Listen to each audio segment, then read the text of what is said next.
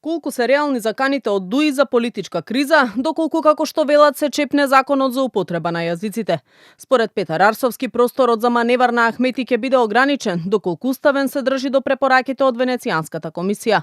А Љулсин Фаризи пак е на став дека ДУИ само се обидува да влезе во владата. Ако Уставниот суд се задржи само на тие одредби, потенцијалот за некаква посериозна политичка криза останува мал. Особено ако Венецијанската комисија со официјално соопштение објасни зошто се тие спротивно на меѓународните правни норми. Доколку Уставниот суд по некаков политички критериум укине повеќе одредби, можноста за криза се зголемува, но таа мислам дека повеќе ќе биде политичка криза.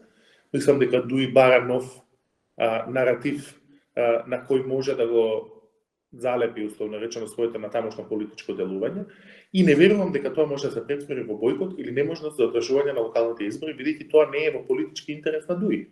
Се обидува со неколку трикови или блефови за да ја притискат владата, за да може на некој начин тие да ги види како фактор кој ја стабилизира државата и да ги повика нив во влада. Отида со блефот дека ќе бойкотират, односно нема да се отворат кутиите на изборите, тие секогаш се обидуваат да прават политичка криза со единствената цел да се вратат пак во власт.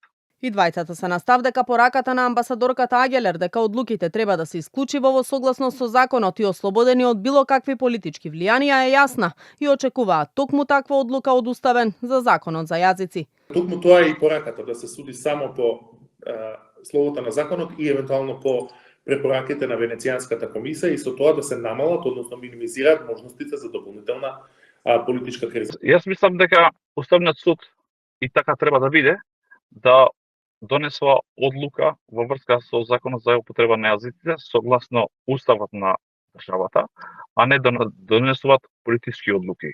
Подготвителната седница за законот за јазиците Уставен ќе ја одржи на 20 март. Ќе се пренесува во живо и на неа ќе присуствуваат 15 експерти, меѓу кои представник од Венецијанската комисија. Конечната одлука се очекува да биде донесена во текот на мај или најдоцна јуни.